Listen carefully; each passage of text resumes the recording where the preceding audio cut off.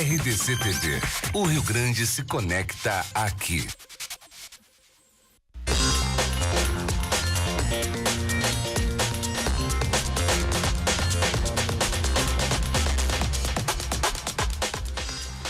Muito bom dia para você que está aí na sua casa nos recebendo. Bom dia, que o Rio Grande Movimento está começando.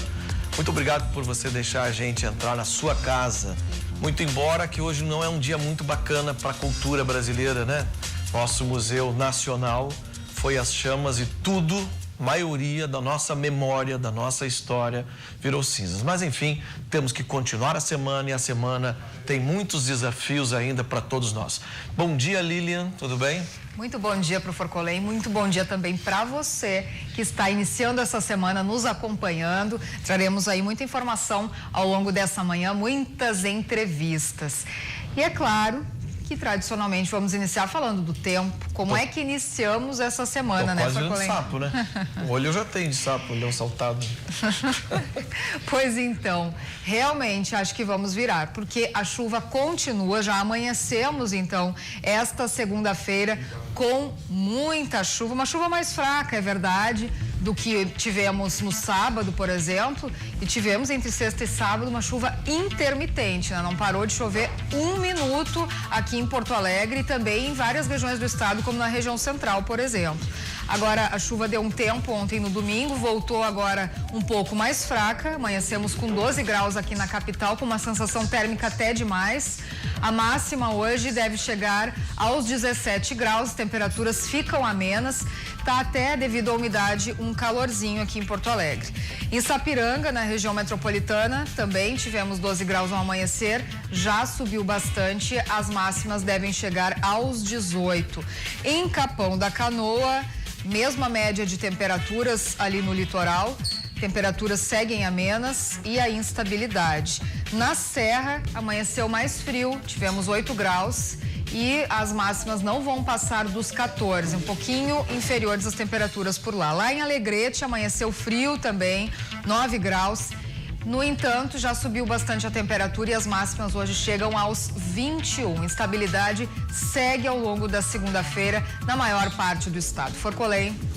Muito bem, nós vamos falar agora de estudo em casa. O adolescente, a criança, estudar em casa. Será que dá? Porque o fato é o seguinte, a educação domiciliar, conhecida como homeschooling, school, o Supremo Tribunal Federal adiou esse julgamento sobre a constitucionalidade da prática que dispensa a frequência regular na escola, dando o direito das crianças poderem estudar em casa. Para falar sobre este assunto tão polêmico, estão aqui Naime Pigato, assessora pedagógica do Cinep, é isso? Isso. Ana Hens, diretora pedagógica da Homeschool Anabel, e também convidamos Flávio Saldanha de Castro, que é empresário, mas ainda ele não conseguiu chegar, talvez esteja preso no trânsito, mas já vamos falar com as duas. Bom dia, em primeiro lugar, sejam bem-vindas. Vou começar pela Naime Pigato. Como é que vocês veem essa ação da criança poder estudar em casa? Bom, em primeiro lugar, um bom dia e uma alegria estar com essa oportunidade para poder falar um pouquinho sobre essa proposta que o Supremo ainda não fez a sua deliberação. E todos sabemos que falar de escola hoje é falar de uma instituição que passa por uma grande crise e uma reformulação de suas políticas educacionais. E sempre quando nós falamos de escola, nós também precisamos falar de família. E o homeschooling vem fazer uma provocação para a sociedade repensar o quanto ela aposta na educação escolar de quem está na escola. O homeschooling, nós entendemos que ele é um projeto avançado, arrojado, mas a escola, ela tem a garantia na Constituição Federal e na nossa LDB, a Lei 9394 de 96, com a chancela de ser a responsável por trabalhar com a educação com o preparo para a cidadania, com a qualificação para o trabalho. E a provocação que eu vejo com o homeschooling é exatamente assim: precisamos repensar as políticas educacionais se nós queremos um Brasil mais qualitativo, né? Com alunos mais conscientes também do seu papel. Entendemos sim que a escola hoje quem faz esse papel e que tem a missão de continuar a educar. O homeschooling ainda para nós, como Brasil, nós entendemos que é um projeto assim muito arrojado e que ainda não estamos nessa condição de assumir esse papel de educação domiciliar. Por que você diz que não estamos na condição? Por que tudo funciona no mundo e no Brasil, quando vai se aplicar, é tudo diferente, é ruim, não pode, não dá? Excelente pergunta. Nós vivemos um politicamente correto que não aceitamos nada de novo? É uma pergunta. É uma pergunta muito significativa, porque quando nós falamos de família, qual é a família hoje que realmente senta e conversa com os seus filhos, que é parceira? Nós temos famílias hoje que estão estressadas, cansadas, que muitas vezes não têm tempo de fazer temas com as crianças. E colocar essa proposta de homeschooling a prática dela nas famílias, muitas vezes fica um pouco complicado, porque nem todas as famílias, tendo essa liberdade para estudar em casa, vão ter uma qualidade como a escola assume o seu papel de detentora dessa capacidade de trabalhar com conteúdos que foram trabalhados já há tantas gerações, né? Então a gente entende assim que é um projeto arrojado, mas o Brasil ainda precisa avançar muito em termos de entender assim o que se quer de educação para o Brasil. Falta ainda muito nós abraçarmos a causa da educação, e a família também precisa apostar mais na escola, estar mais presente da escola, se colocando numa condição de parceira e não só fazer críticas a essa escola da maneira como ela está posta. Eu vou falar agora, saber da Ana, diretora pedagógica do Homeschool, Anabel. E aí, Ana? Olha, você já tem uma visão totalmente diferente, né? A educação vem tendo uma diversidade muito grande atualmente. Veio a lei da inclusão, veio a mudança das famílias, veio as mudanças culturais muito rápidas que a gente enfrentou agora, nesses últimos tempos. E a gente percebe que a escola sempre vai existir. Mas existem grupos minoritários, isso é importante a gente ressaltar, que a homeschooling não é um projeto que a gente quer que o Brasil abrace, e sim que aquela minoria que se identifique com aquilo tenha essa oportunidade. A gente sabe que muitas crianças dentro do ambiente escolar acabam não conseguindo, às vezes, se desenvolver por completo por problemas sociais.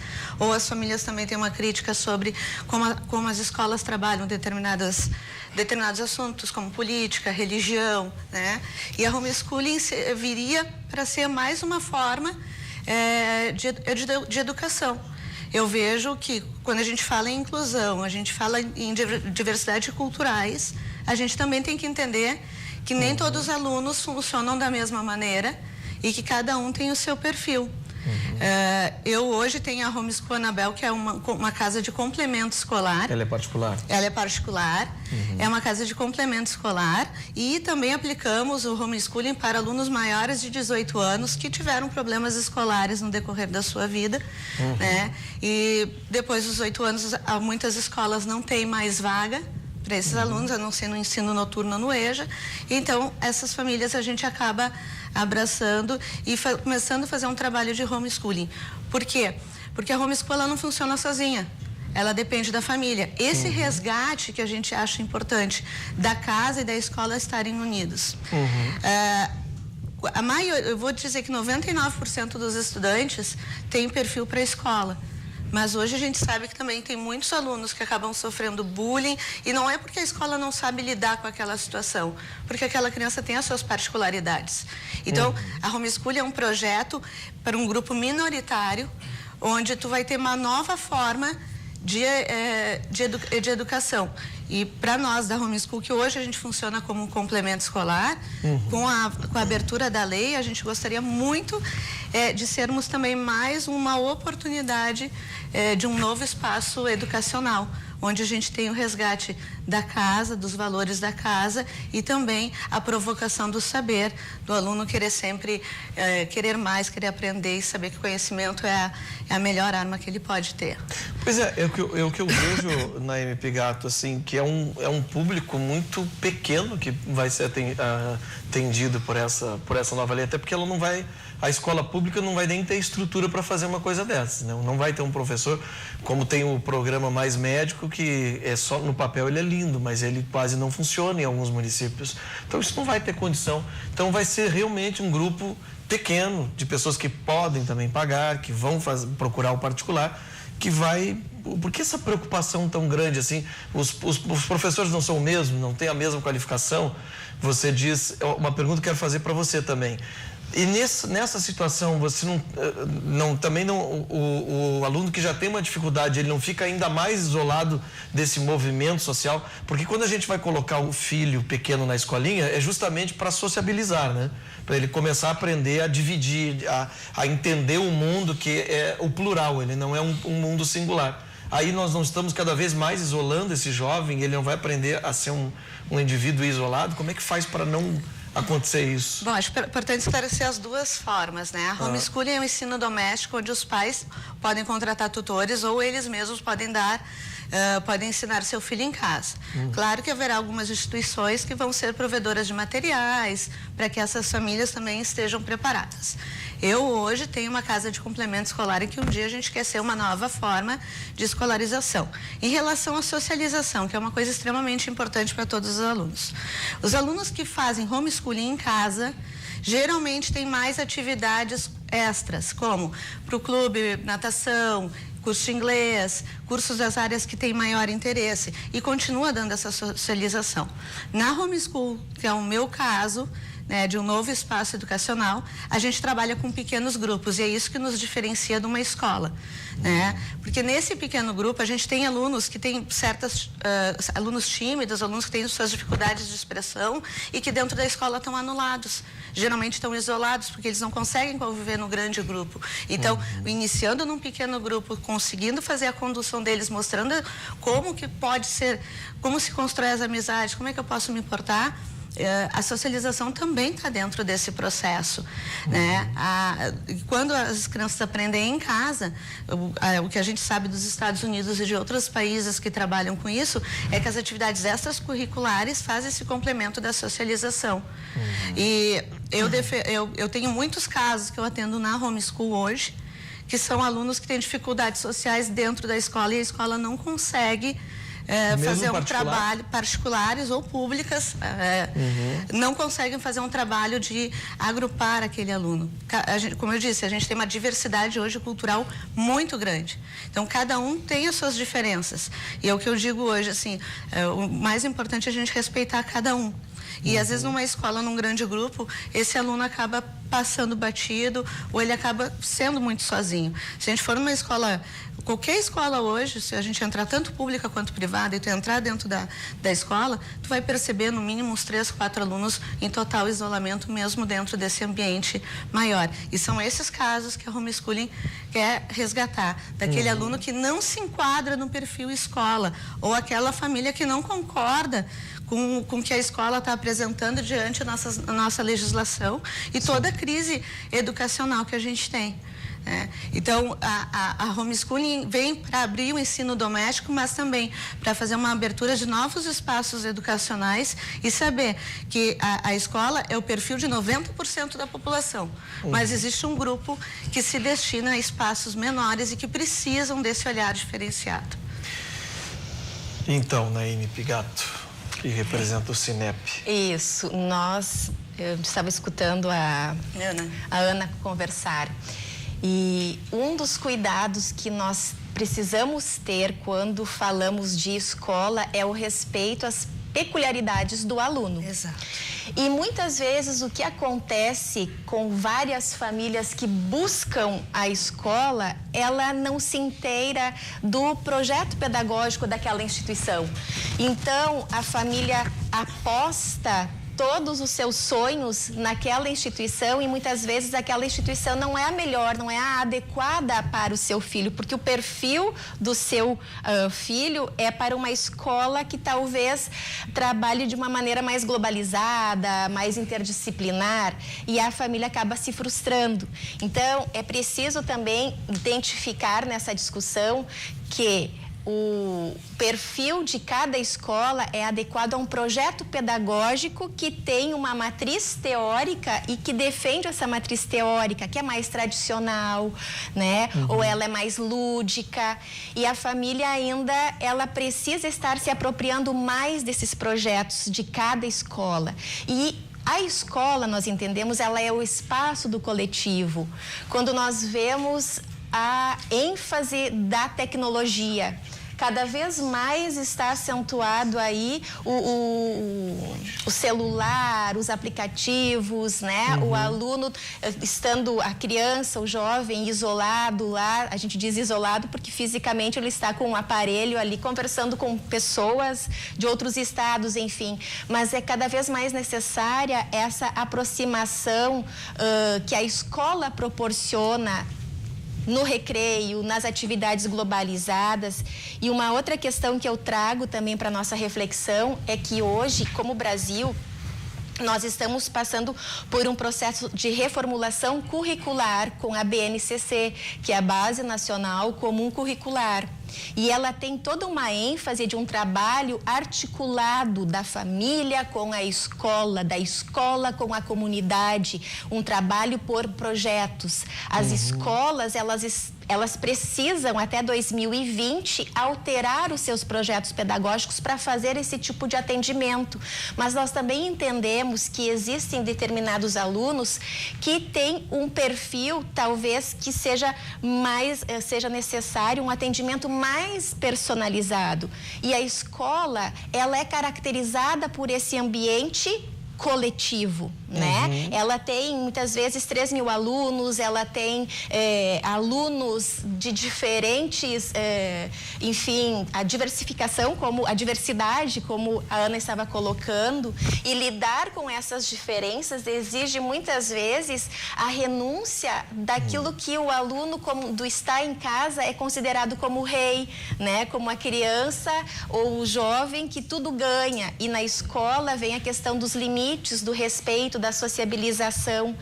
Então, trabalhar com, muitas vezes, as individualidades é uma questão que a própria escola hoje está passando por um processo de reflexão interna para tentar atender os diferentes, mas sempre pensando que a escola, ela tem a chancela da legislação maior e é ela quem é a responsável hoje no Brasil para trabalhar esse tipo de ensino. Sim, hoje, porque ainda não existe uma lei específica, porque o Estado faz uma intervenção em tudo no Brasil. Mas nós estamos falando aqui de classe média alta, né? Uma criança que faz natação, inglês, faz um homeschool, é alguém que pode pagar. Então, novamente, nós vamos entrar naquele circuito menor, porque tem aquele adolescente que ele quer uma individualidade, uma ação mais individual. Mas tem aquele adolescente que quer compartilhar, ele quer curtir, e a escola ele vai fazer muitos amigos, enfim. Está aí a polêmica lançada. Nós estamos falando de... Você que ligou a TV agora, nós vamos fazer um breve intervalo comercial, mas nós estamos falando de educação domiciliar. Básico é isso. Nós estamos dando aqui um nome em inglês, porque isso acontece há muito tempo, muitos anos nos Estados Unidos, acho que na Inglaterra também é assim, né? São opções. As pessoas optam. E o direito cada vez maior de optar, isso que também tem que ficar claro. Se tem profissionais fazendo aquilo, eu acho que as pessoas também podem pensar nisso. Mas, enfim, estamos aqui debatendo. E eu tenho que me colocar também no seu lugar como pai, como mãe, né? De ver o que você acha, o que você quer. Se você quer fazer pergunta para o pessoal que está aqui pelo WhatsApp, pode começar a fazer. Bota o nosso WhatsApp na tela aí, por favor, Márcio. Se você quiser fazer uma pergunta tanto para Ana quanto para Naime, né? Você pode fazer. Vamos fazer um breve intervalo comercial e a gente já volta com o Rio Grande em Movimento.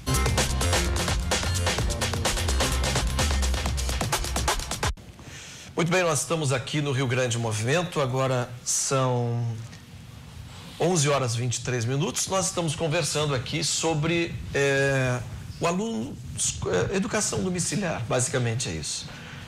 Se o aluno, o Supremo Tribunal está para decidir se o aluno pode ou não fazer um estudo particular. Hoje, o que o aluno pode fazer? Ele pode fazer uma recuperação, né, ajudado por professores particulares, aí ele está mal em tal matéria, ele vai lá e faz um reforço, né, é o que ele pode fazer, mas esses professores não podem rodá-lo ou passá-lo, né, não podem dar um currículo escolar para ele.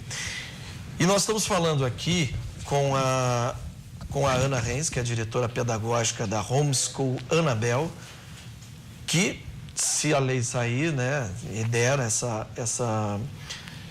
liberdade, né, de vocês, aí você já se preparou estruturalmente, se caso isso acontecer. Sim. E nós estamos falando com a Naime Pigato, que é assessora pedagógica do Sindicato das Escolas Particulares, né? Isso. É isso? Escolas de ensino particular. Bom, como é que está esse andamento? Quantas pessoas já entraram na justiça buscando o seu direito de o aluno estudar em casa, o filho estudar em casa? Existe um grupo muito grande que já entrou na justiça, em torno de 5.000 famílias para que tenha o ensino doméstico. Porém, dentro da Associação de Homeschooling no Brasil, existe um grupo bem maior que isso. Mas, como eu disse, é uma grande minoria. A maioria das crianças tem perfil para a escola. Né? Eu até queria contar um caso que eu tenho de um menino que hoje ele já estudou em 3 escolas particulares de Porto Alegre e nunca conseguiu construir um amigo dentro da escola. Então a família, qual é a dificuldade dele? A família colocou numa escola bem conceituada de Porto Alegre, que atende grande volume de alunos, né?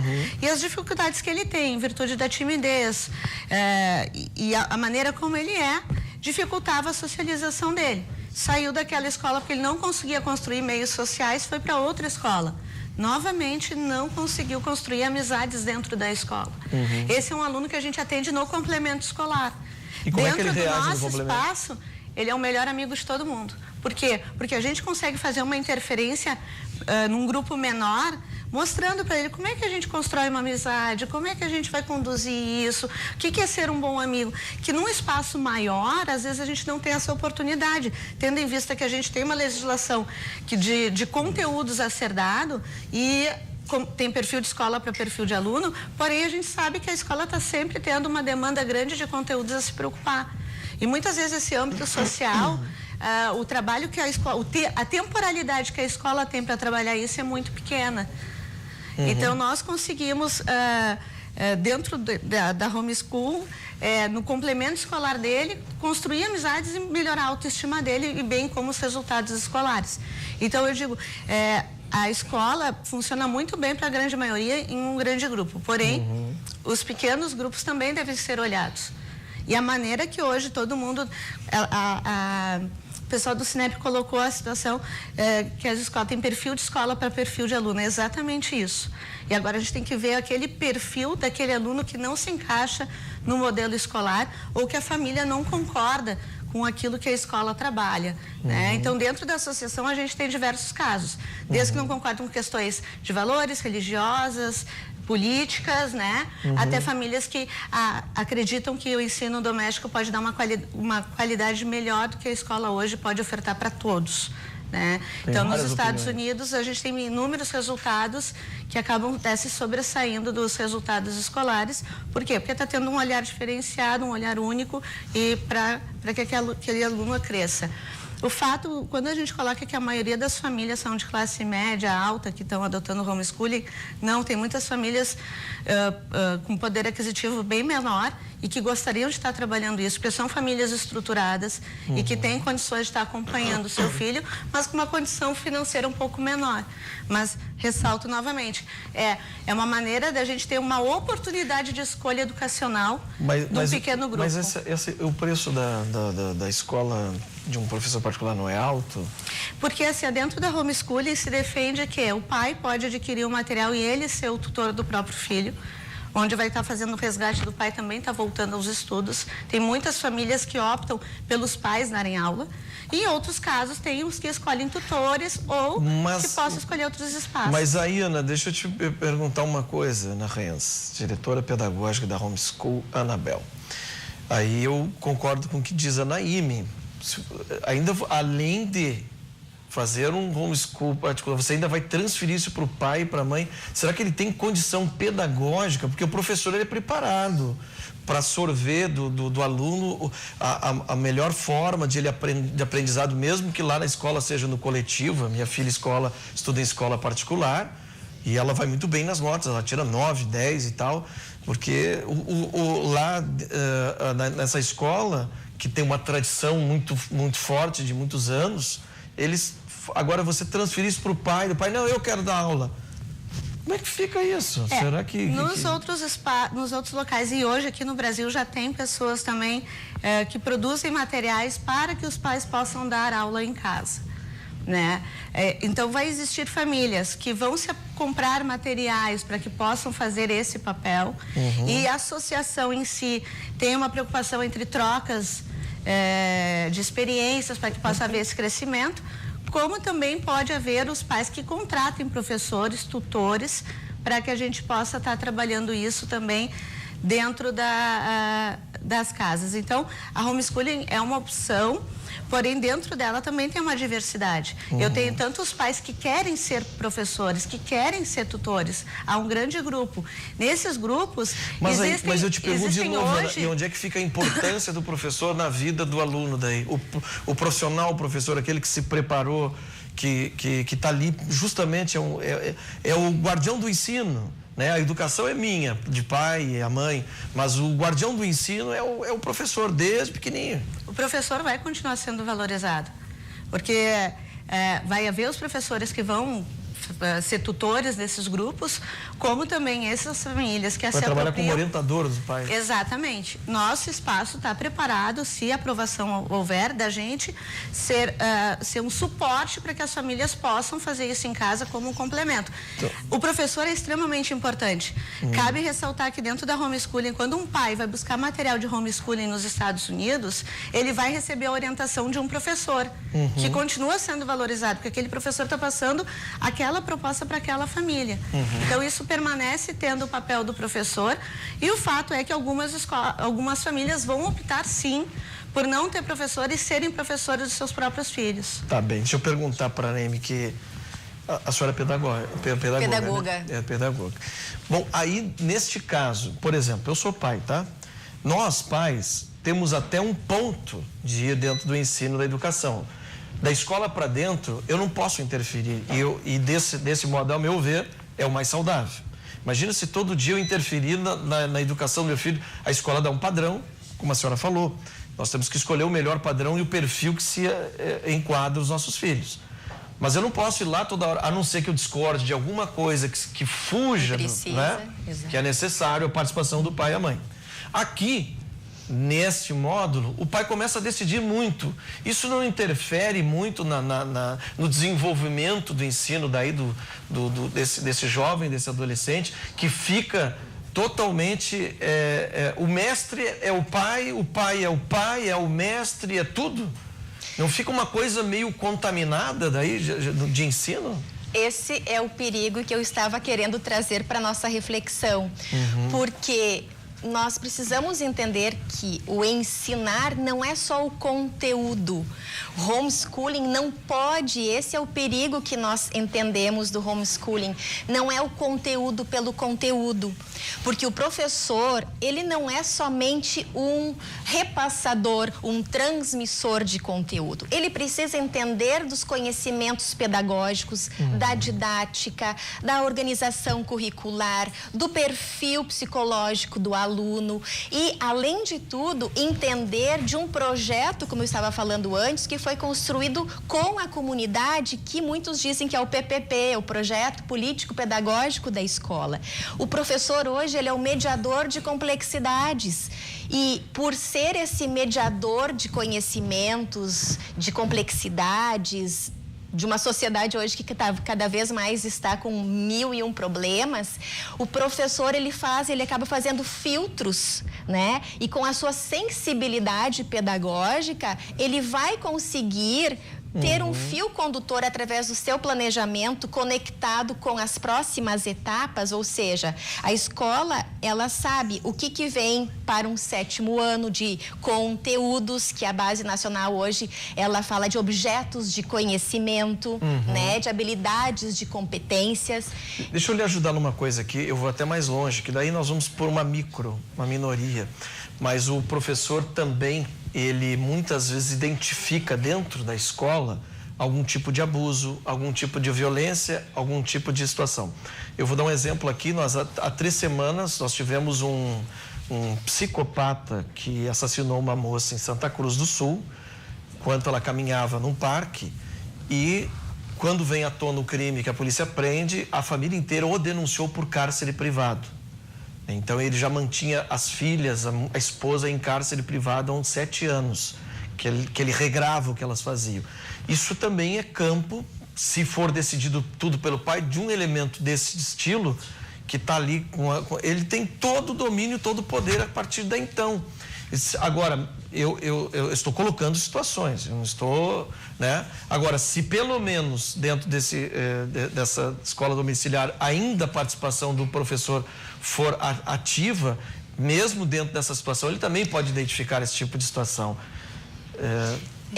Quando também nós falamos dessa escola que é o espaço do coletivo, é ali que aparecem muitas vezes conflitos que ocorrem dentro de casa e que a família às vezes fica omissa. Sim. E o professor, com o seu olhar clínico, ele tem a obrigação de fazer denúncias aos órgãos competentes. Não, e primeiro ele denuncia para a pedagoga responsável, para a coordenação pedagógica. Como fazer uma análise mais profunda. A escola, ela tem o seu limite também. Claro. E quando ela começa a perceber que isso está extrapolando, aí entra o conselho tutelar, que é o zelador dos direitos da criança e do adolescente.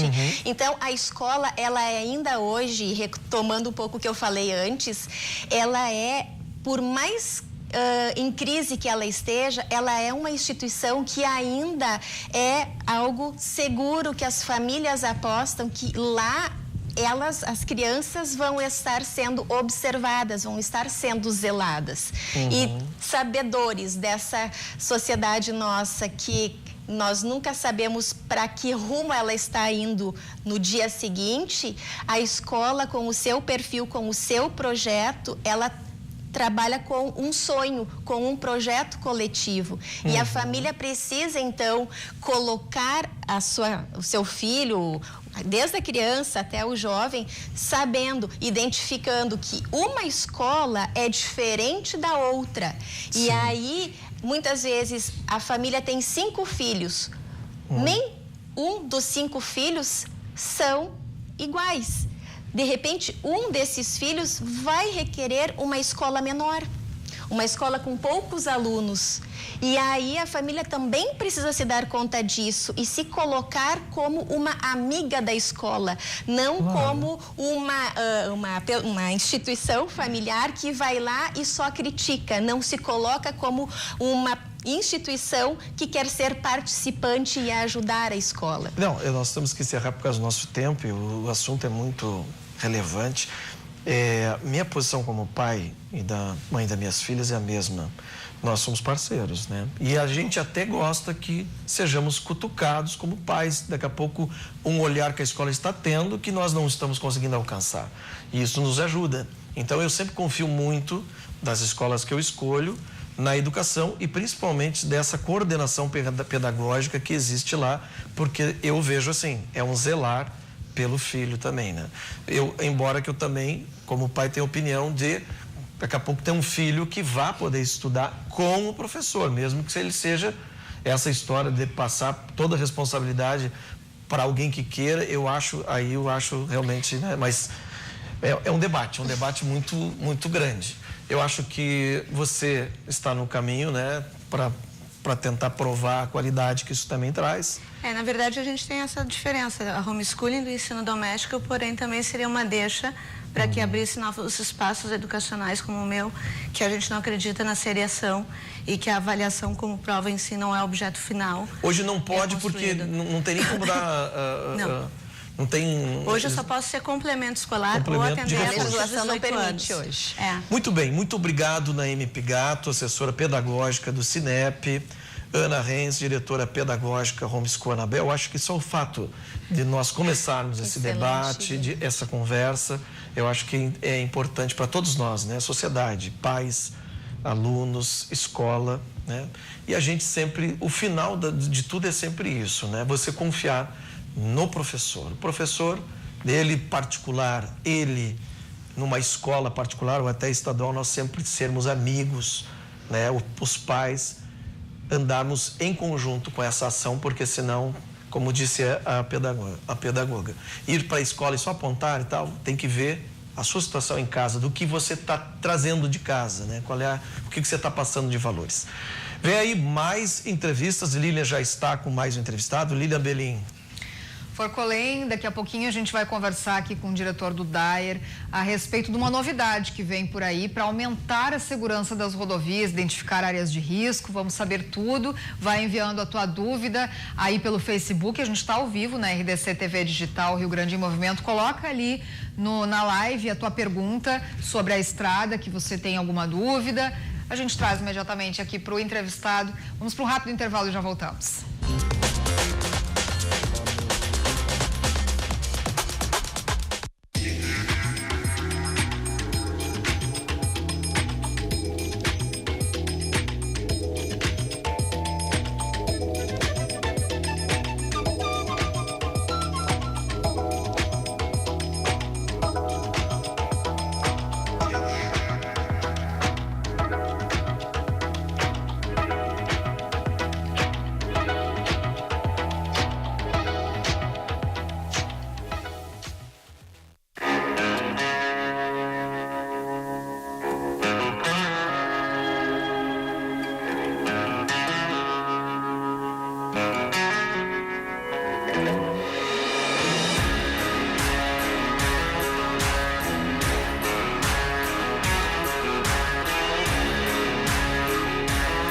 Tapetes que marcam.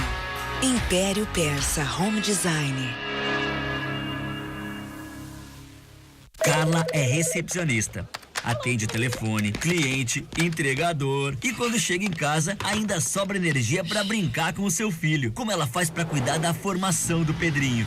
Leva ele todo dia até o Sesquinho. Te amo, mãe! O Sesc tem muitos jeitos para você ser feliz. O Sesquinho é um deles. Escola infantil para crianças de 3 a 5 anos e 11 meses. As matrículas já estão abertas. Para mais informações, vá até o Sesc da sua região ou acesse o site. Che, tô aqui no aeroporto de Canela, na sala da Tri Táxi Aéreo, recebendo atendimento VIP. Olha aqui, ó, chimarrãozinho, coisa e tal, me preparando para fazer um voo panorâmico, che. E olha só, nesse pequenininho aqui, quem vai voar deve ser o Licurgo, né? Que barbaridade.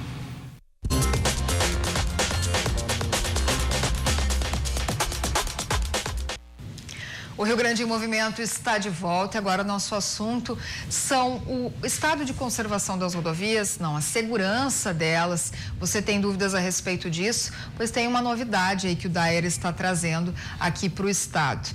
É um aplicativo, né? A gente vai entender agora direitinho como é que funciona, que vai localizar os pontos onde há áreas de risco para aumentar a segurança das rodovias. Para detalhar isso para a gente, recebemos aqui no estúdio o diretor de gestão de projetos do departamento, Sivori Sarte da Silva. Muito bom dia e bem-vindo. Bom dia. Bom, esse projeto vai ser iniciado quando? Esse projeto já iniciou. Uhum. Esse é um projeto, é um sistema que o DAER está contratando junto com o governo do estado e a Secretaria dos Transportes para fins de melhorar, identificar pontos e melhorar a segurança das rodovias no estado. Uhum. Como é que vai funcionar? Vão ser coletadas imagens, né, ao longo de vários trechos, mas de que forma? Sim, a gente está acostumado a ver aquele veículo adaptado do Google fazendo mapas na... Google Maps. Isso.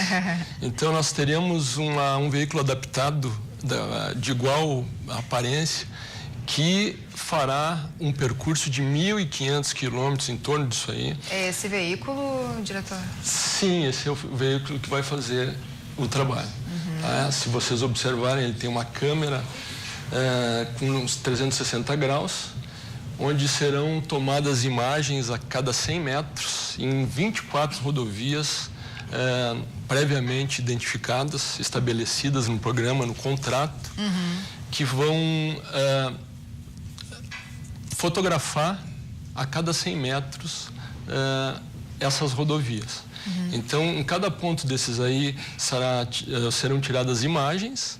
Essas imagens posteriormente serão levadas para escritório, onde serão analisados em torno de 78 atributos para cada fotografia dessas aí.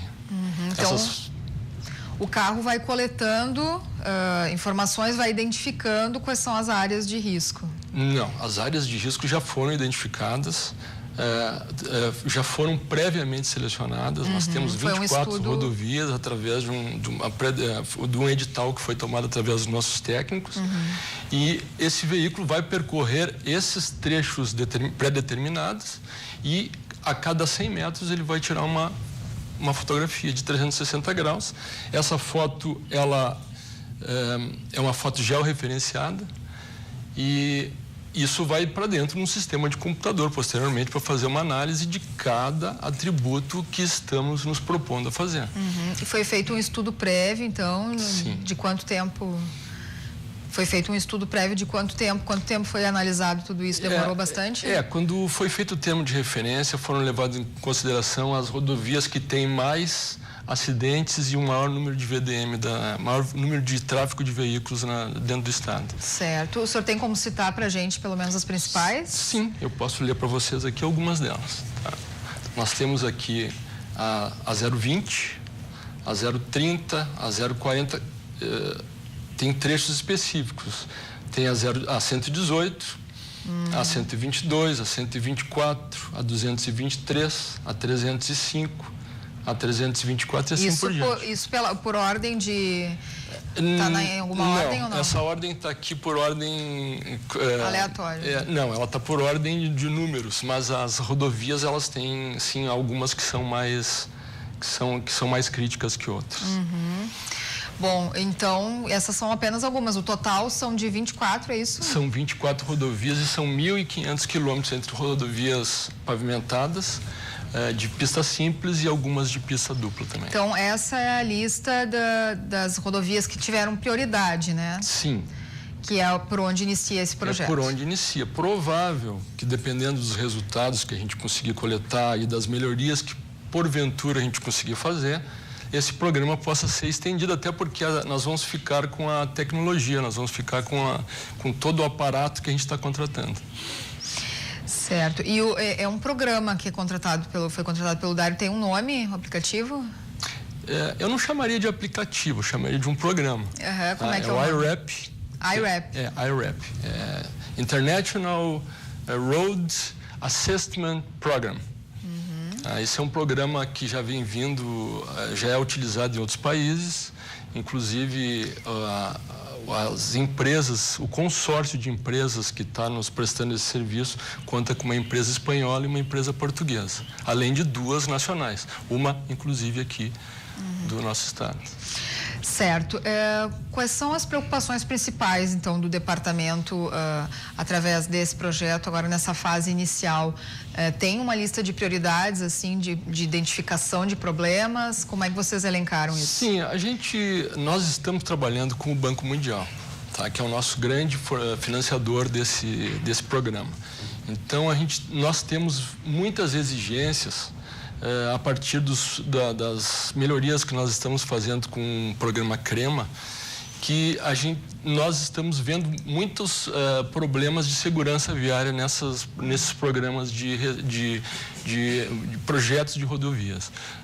Os programas de restauração, todos eles levam a obrigatoriamente algumas melhorias de segurança. E essas melhorias finas, elas serão identificadas através desse programa, que leva uma série de atributos que são verificados para fins de levantar essas questões. Então, a contratação foi proposta pelo Banco Mundial. A contratação, ela foi pelo Banco Mundial.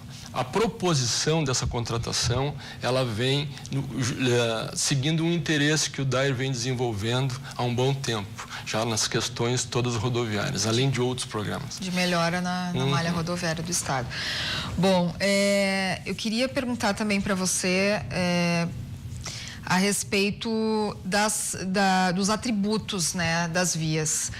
De que forma vão ser elaborados esses relatórios? Porque depois, né, de coletadas as imagens, serão enviados os relatórios. Para onde serão enviados? Sim. Quais são os atributos presentes nesses relatórios? São 78 atributos. Pouca coisa. Pouca coisa. Cada fotografia vai ser analisada no escritório e existe uma planilha com 78 atributos que levam em considerações as mais diversas características daquele ponto. Vou citar alguns aqui. Por exemplo, vamos começar dando nome àquele ponto, onde será tirada uma coordenada, e essas coordenadas fazem parte dos atributos. Aí depois se analisa vários itens que tem nas imagens. Se é uma curva, se existem meio-fio, se existem postes, se existem propriedades particulares próximas, se existem uma faixa de pedestre, a qualidade do pavimento. São 78 itens e assim vai indo. Todos esses itens são analisados isoladamente para cada fotografia dessas, e a partir dessa análise, que são jogados todos dentro de uma planilha, dentro de um software, de um algoritmo de computador, e as rodovias serão avaliadas através de estrelas, assim como os hotéis, por exemplo. Então, dependendo da qualidade daquele ponto, da situação que ela se encontra, vai ser avaliado com uma estrela. 1, 2, 3, 4, até 5 estrelas. Vai ter uma avaliação por estrelas. Feito essa análise, concluída essa análise, aí será extraído um relatório de cada ponto daqueles ali, com as suas verificações, com as suas estrelas e as suas considerações. Esses relatórios, eles nos darão subsídios para que a gente possa fazer as melhorias necessárias naquele ponto, ou na rodovia como um todo, ou se ela tiver de uma certa forma segura, não precisa fazer nada. Quem é que recebe esses relatórios? Tudo, por enquanto, o contrato é integral com o consórcio. Vai ser feito todo esse processo é feito pelo consórcio. Depois vão ser entregues ao DAER e serão feitas algumas recomendações. Isso aí daí, então, vai nos subsidiar para fins de que se possa dar início a outros programas. Quanto tempo é o contrato com a empresa? 6 meses. E já começou. E já começou? Começou exatamente quanto? Eu não sei exatamente o dia, mas foi a semana passada que a gente deu a ordem de serviço. E eu não sei se eles estão conseguindo trabalhar com essa chuva. Porque deve dar problema. Começou na pior época, né? Bom, para a gente encerrar, então, vocês têm uma previsão, vocês estão trabalhando com estimativa, assim, de quando que os engenheiros já devem estar com esses dados? Isso deve ocorrer ainda nesse ano? O contrato deve terminar em fevereiro. Então, acredito que até lá, se não houver nenhum aditivo de prazo em virtude de intempéries, a gente terá esses dados, sim. São 1.500 quilômetros, não é uma coisa muito distante de se conhecer. Como é um programa novo para nós, talvez a gente tenha que se adaptar com algumas metodologias que a gente ainda não está acostumado. Mas, a princípio, em fevereiro, nós teremos todos esses dados. Maravilha, então. Temos aí esse prazo que é relativamente rápido, né? Contando todos os problemas que temos, né? E tantos atributos a serem analisados também. Muito obrigada, parabéns e sucesso no programa. Muito obrigado. A gente vai para um rápido intervalo, já voltamos com mais informação. Não sai daí.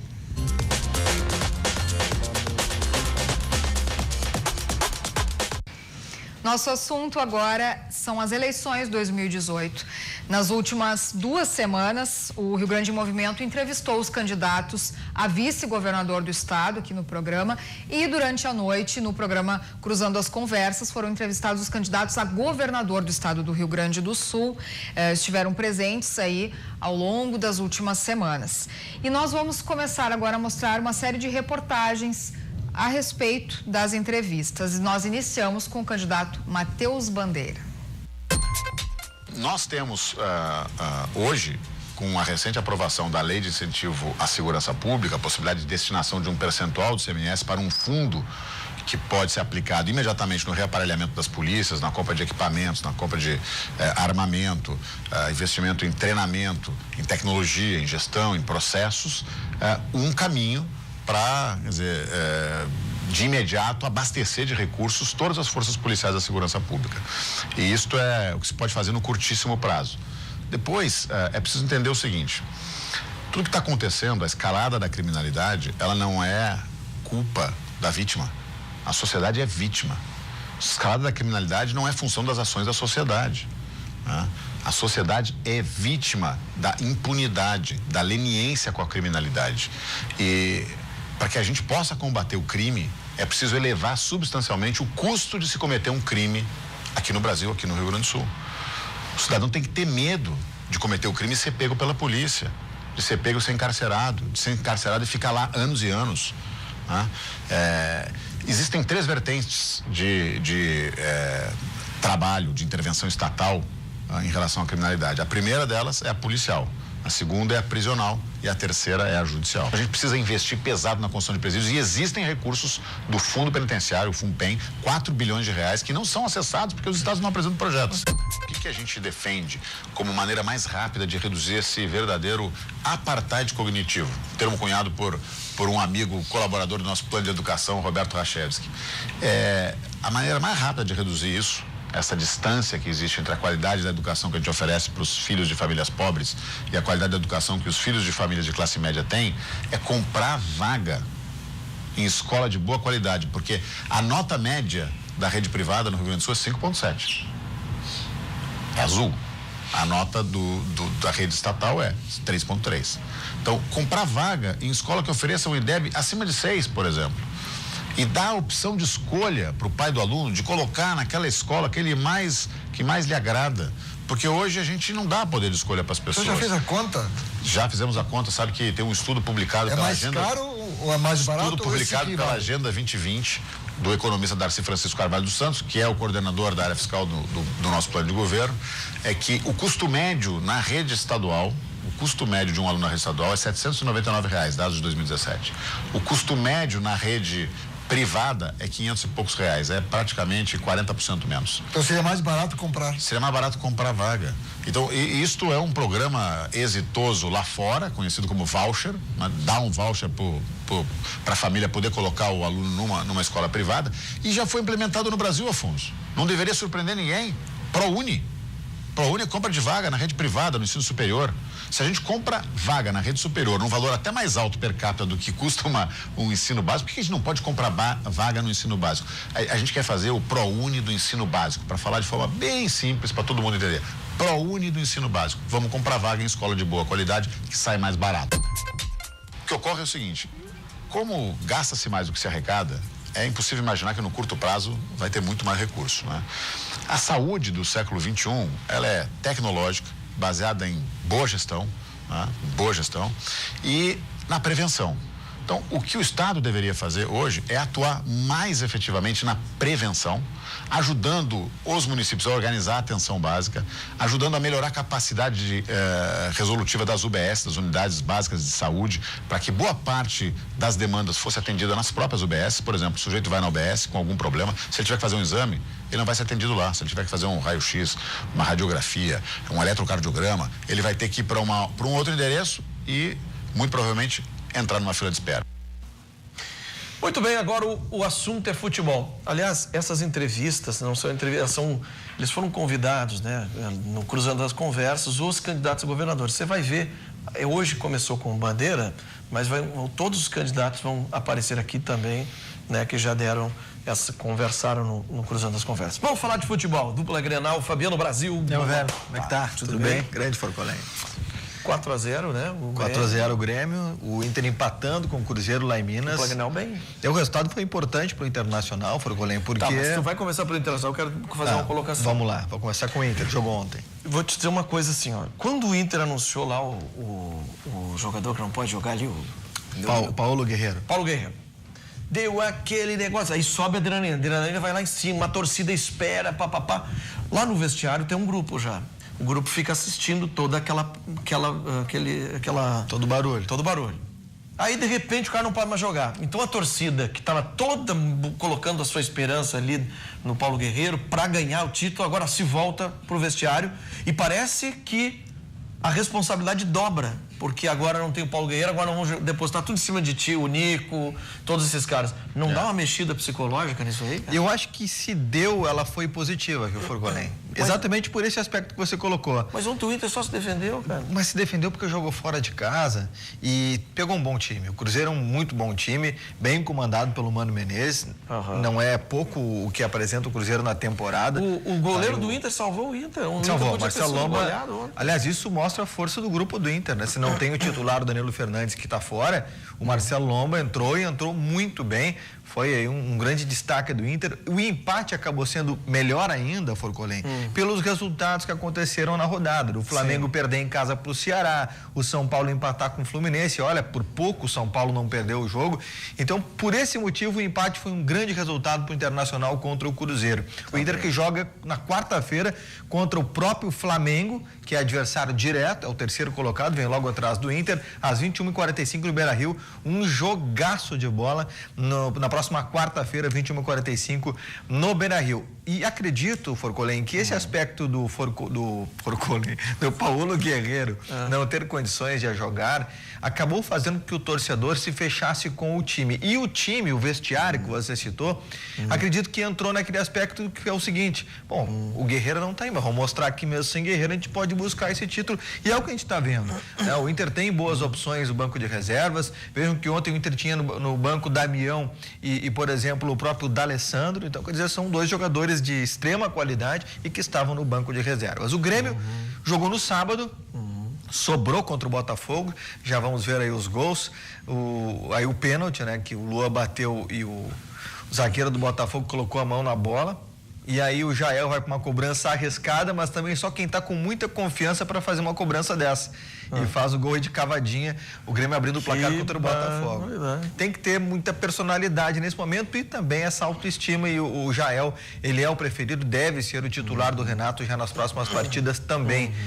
Tá aí o pênalti do Jael de cavadinha e tudo, foi, né? Personalidade. Foi com muita personalidade o Jael, que no ano passado era, no início do ano, uma incógnita do que poderia aparecer, e esse ano já é um dos grandes destaques do Grêmio. Aí vem o segundo gol, também do Jael. Olha essa matada do Jael e o gol. E interessante desse lance aí, o Forcolém, o Grêmio trocou quase 2 minutos de passes sem errar, 78 passes até esse lançamento e o gol do Jael. Puxa vida, mas o Botafogo estava onde? O Botafogo também, vamos combinar que ajudou nessa sequência de pontos, de passes. Tá aí a matada do Jael, meio estranha, é verdade, mas efetiva para frente, meio que para o lado e concluindo para o gol. Depois veio o terceiro gol, que foi marcado pelo Alisson, que tem sido o talismã do Grêmio, tá aí na entrada da grande área, chute forte.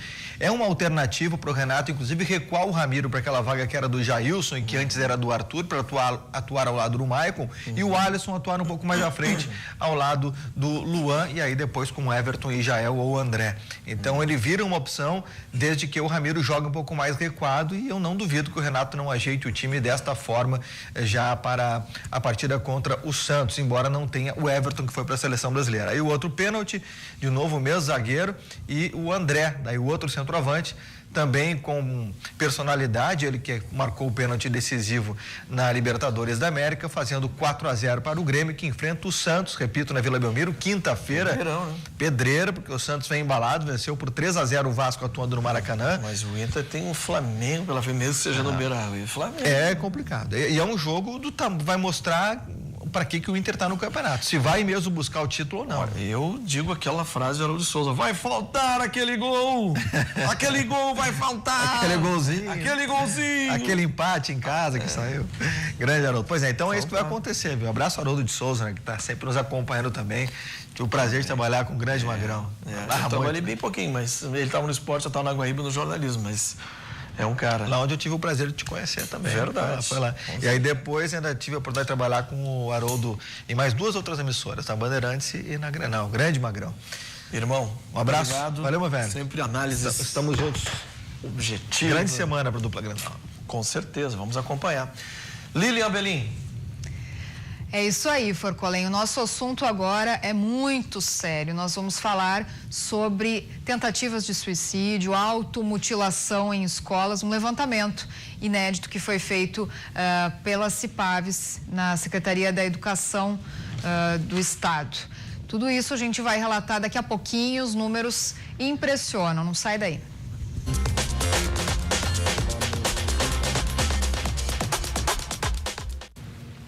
O Rio Grande em Movimento está de volta e nosso assunto agora é muito sério. Setembro é o mês de prevenção contra o suicídio e a Secretaria Estadual da Educação, através do Programa Comissões Internas de Prevenção de Acidentes e Violência Escolar, CIPAV, realizou um levantamento inédito sobre casos de índice de suicídios e de mutilações, automutilações, que são registrados nas escolas aqui no estado. Nós vamos falar sobre esse levantamento e os resultados agora com a Luciane Manfro, que é coordenadora do CIPAV. Muito bom dia e bem-vindo. Muito obrigada. Realmente, esse levantamento é inédito nas nossas escolas. Isso foi motivado por digamos, um questionário resumido que enviamos o ano passado para todas as escolas através do Google Drive, né, perguntando se eles tinham conhecimento de automutilações e de suicídios nas escolas. Durante o ano, a gente enviou essas perguntas para as escolas e ficamos bem assustados com as respostas. Cerca de 700 escolas responderam e mais de 200 casos de tentativa de suicídio, e as questões da automutilação passaram de 1.000, né? E nós resolvemos incluir no nosso sistema de acompanhamento online das violências escolares suicídio e automutilação. Então, esse ano foi o primeiro semestre de 2018, foi a primeira pesquisa que fizemos oficialmente. O levantamento é inédito, então? É inédito e nesse primeiro levantamento, a gente ainda não teve a resposta de todas as escolas do estado. Sim. A gente ainda enfrenta uma dificuldade de que as escolas respondam a esses questionamentos que envolvem também outras violências. Nós tivemos cerca de 1.600 escolas que responderam esse questionamento. Então, das 2.500 que nós temos, né? Tá, então assim, foi perguntado o quê nesse levantamento? Nesse levantamento tem 12 questões envolvendo violência, a questão do bullying, agressões físicas, verbais, acidente de trânsito, a questão da drogadição, do tráfico no entorno da escola. Entre essas 12 violências incluímos a automutilação, que são as lesões auto-infligidas, né? Que isso já acontece há muitos anos nas escolas públicas, mas muitos anos mesmo, eu poderia dizer até que mais de 20 anos. É uma prática que se acompanha nas escolas. E a questão do suicídio não é o suicídio que tenha acontecido na escola, não houve nenhum fato, nenhuma tentativa, nenhum suicídio, mas de alunos que estavam matriculados na rede pública e que tivemos conhecimento de que eles ou tiveram esse pensamento em algum momento através de conversas, né? Tentativas de suicídio que graças a Deus não resultaram em morte, e 6 casos confirmados esse ano de suicídio de alunos matriculados na rede pública. Certo. Vamos falar então, vou detalhar aí e retomar aí esses números mais calmamente. Das 2.500 instituições que participaram então através desse sistema, né, dessa pesquisa, 1.622 escolas responderam, né, certo, Luciane? isso. E dessas 1.622, quantas relataram episódios de automutilação? Mais de 1.000. Em torno de 1.100, 1.050 situações que foram confirmadas pela escola de alunos que fizeram os cortes, né? A autolesão. Em 357 escolas, né? Foram 1.015 episódios. Sim, 1.015. Não tem o número preciso aqui, mas provavelmente tu já tenhas os dados. A gente tem um sistema online, onde a gente tem esse acompanhamento o ano todo. A gente apenas encerra eles no final de cada semestre para que as escolas possam retomar essas informações e nós podemos fazer o comparativo de um semestre para o outro da evolução dessas situações de violência. Certo. E além desses casos de automutilação, chama muito atenção os casos de suicídio, né?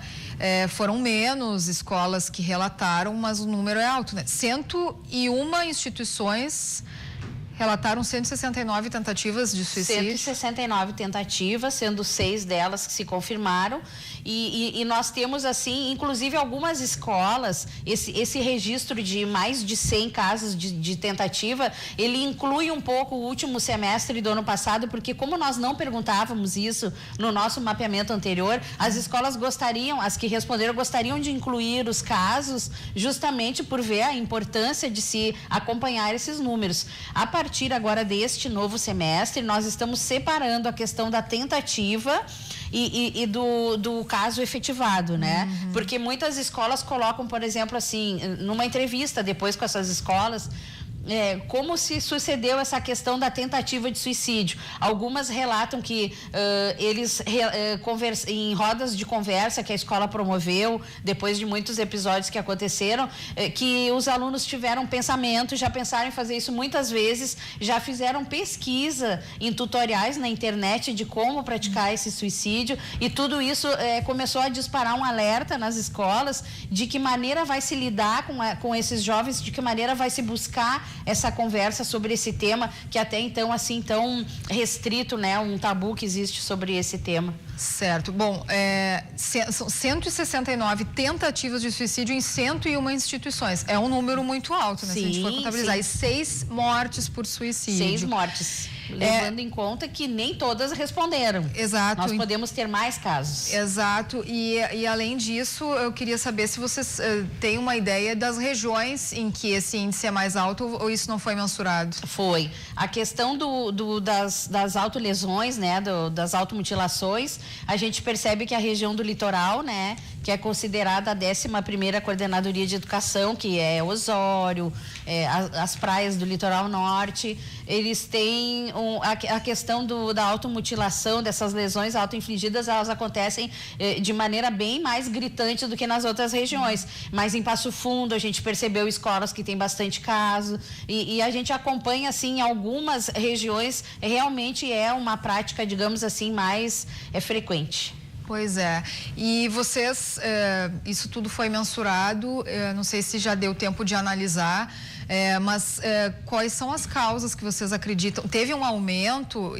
Claro, não foi o primeiro levantamento, mas por alto vocês já tinham uma ideia dos relatos, já está há 20 anos acompanhando.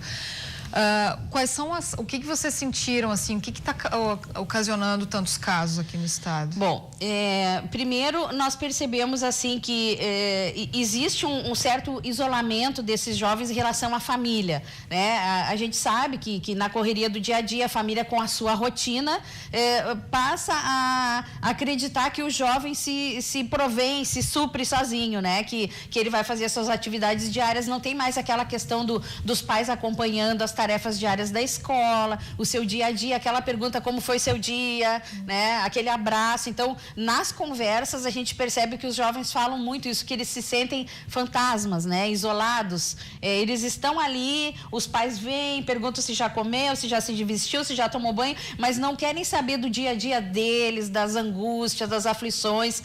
Eles não chegam a perceber algum sinal de tristeza, alguma diferença do humor deles, uma irritabilidade que inconscientemente eles demonstram por estarem se sentindo, assim, tão isolados, né, dentro de casa, sem ter esse diálogo mais aproximado. E também a gente percebe que os pais sentem esse isolamento dos filhos de outro sentido, porque os filhos gostam muito do celular, dos jogos online ou da televisão, e eles buscam, né, esse mundo muito particular, e os dias vão passando sem que se perceba que o diálogo foi sendo escasso cada vez mais, e essas questões aparecem nesse diálogo na escola.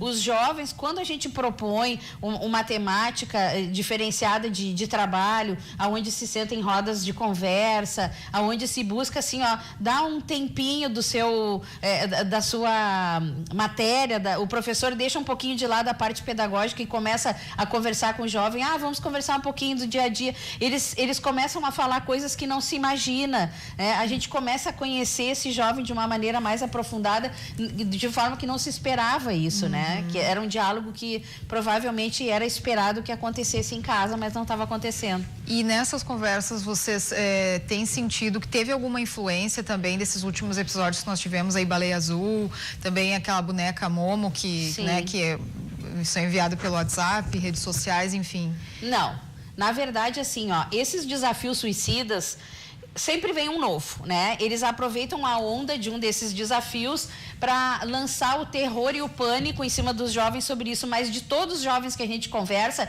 nenhum deles faz desafio da Momô ou da Momo, nenhum deles participou da Baleia Azul. Às vezes algum até fala que conhece ou que estava participando para chamar a atenção, mas quando nas investigações policiais sobre casos de tentativas de suicídio, sobre isso, em nenhum momento se comprovou que foram um desses desafios que levaram os jovens a fazer isso.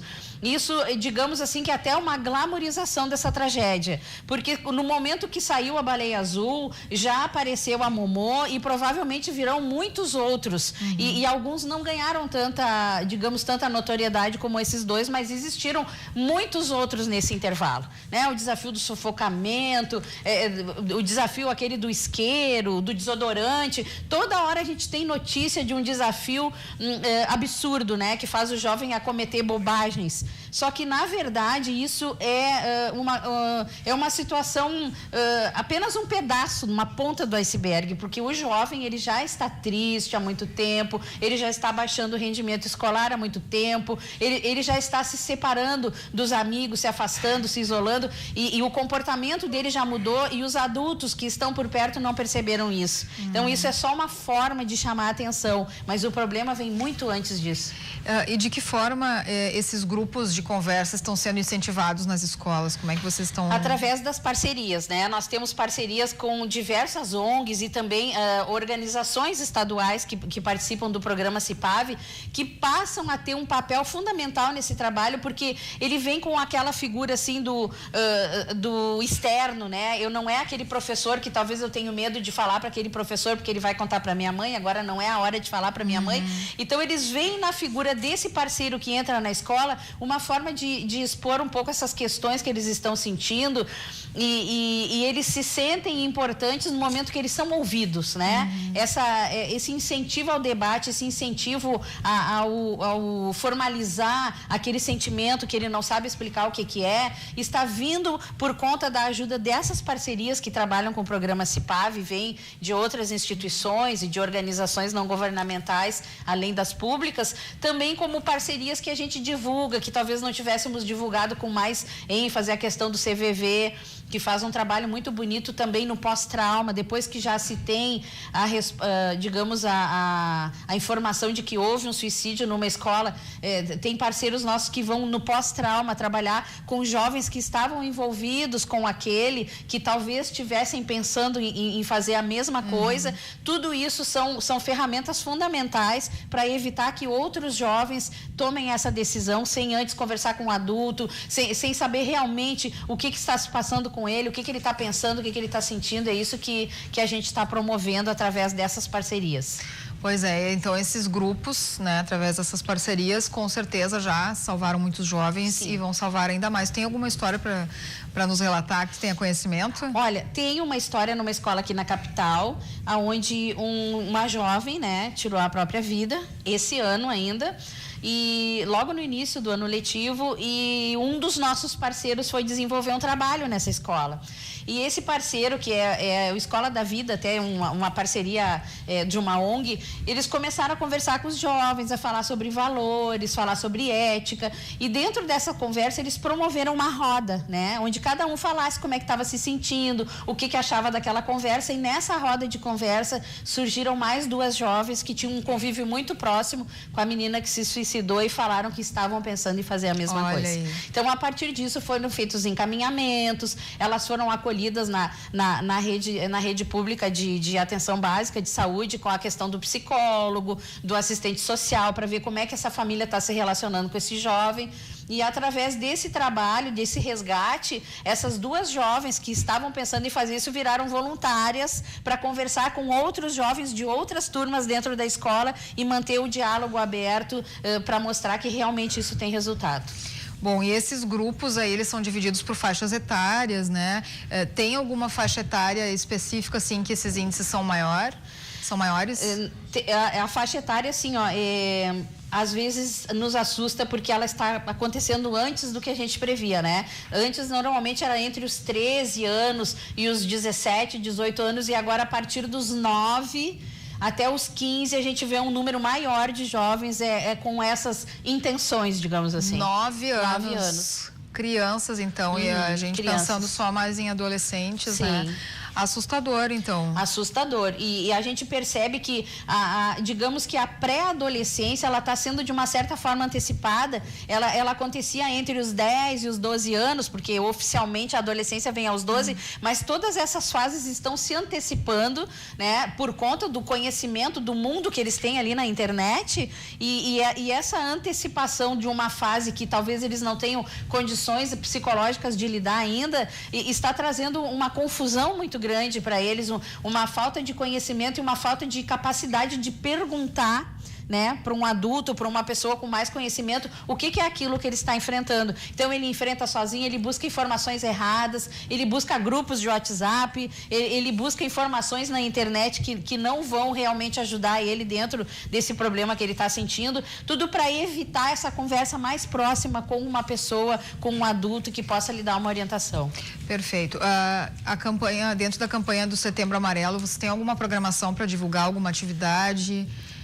Bom, dentro do nosso site da CIPAV, do programa CIPAV, a gente trabalha sempre essas questões o ano todo, né? A gente não marca, assim, um mês especificamente, a gente sabe que existe uma campanha mais aprofundada mês a mês sobre essas questões, mas a gente, dessa vez, por conta de todas essas informações desse desafio suicida e dessas informações que foram divulgadas pelo nosso mapeamento, que alarmou um pouco as pessoas sobre os índices que a gente acompanha nas escolas, nós vamos trabalhar de forma mais intensa em setembro a busca por esse diálogo, né? Incentivar que o Setembro Amarelo, que seria a prevenção do suicídio, que não se torne uma ação isolada e que passe o ano inteiro se debatendo esse tema, conversando sobre esse assunto com os jovens, para evitar que percamos mais jovens por falta de informação. Pois é, esse levantamento ele foi questionado aos diretores das escolas, né? E as rodas de conversa têm a participação de orientadores educacionais, psicólogos, enfim.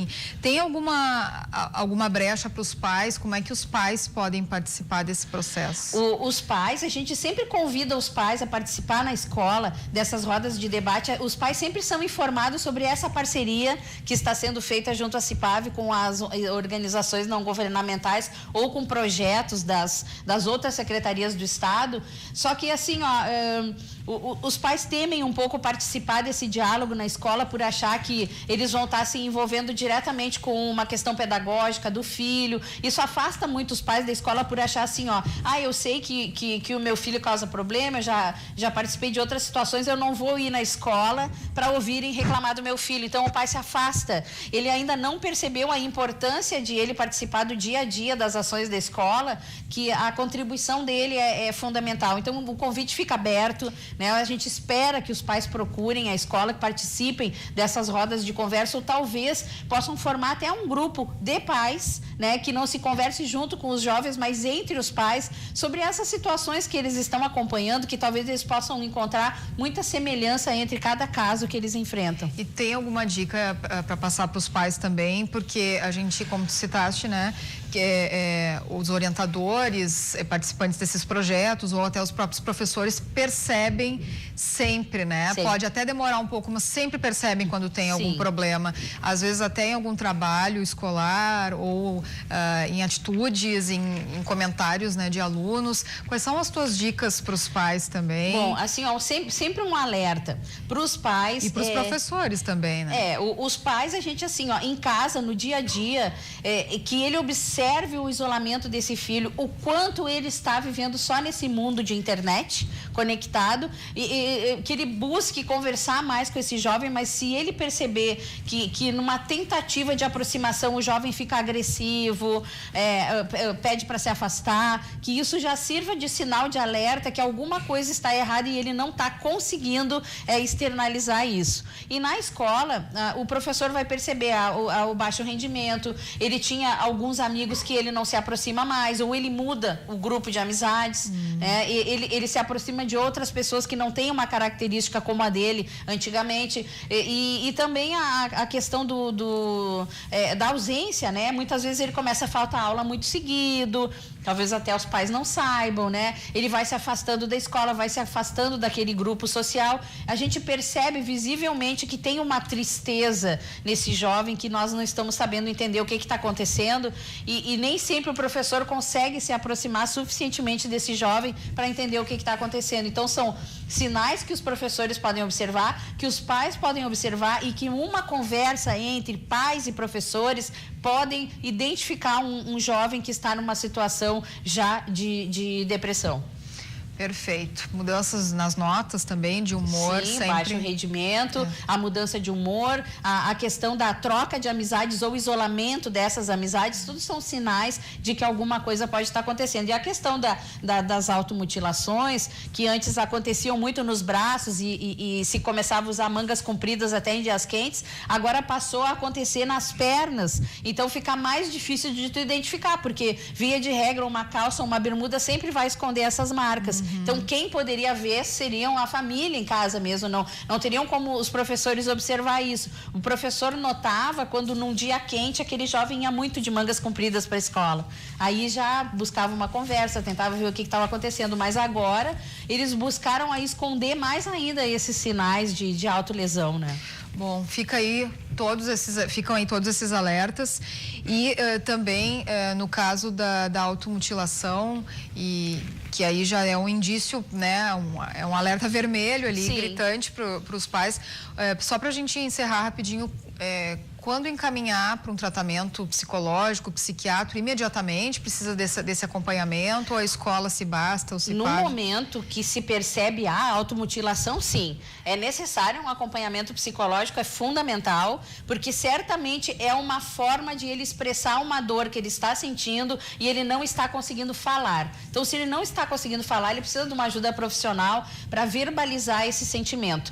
Se não houve a automutilação, mas a gente percebe que esse jovem está se isolando, está se afastando dos amigos, está baixando o rendimento escolar, eu acho que inicialmente uma conversa na escola e uma aproximação dos pais com a escola e com esse aluno, talvez já possa começar a resolver essa situação. Mas sempre a gente aconselha que se busque o apoio de um profissional, né, da área da psicologia, para acompanhar bem o que está acontecendo com esse jovem. Perfeito. Tem algum site, algum telefone do CIPAV? Sim, o CIPAV é www.cipav.rs.gov.br. CIPAV com C. CIPAV com C, isso. Uhum. Tá certo. Muito obrigada pelos esclarecimentos. É um assunto que rende um debate muito aprofundado, né? E muito necessário. Esperamos que volte mais vezes. Muito obrigada. Nós que agradecemos o convite. A gente vai para um rápido intervalo. Você não sai daí, hein? Continua ligado. Estamos ao vivo também no Facebook. Já voltamos.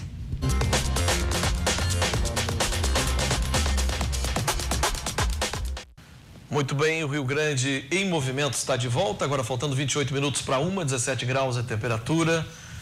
O assunto agora é fake news, né? Boato.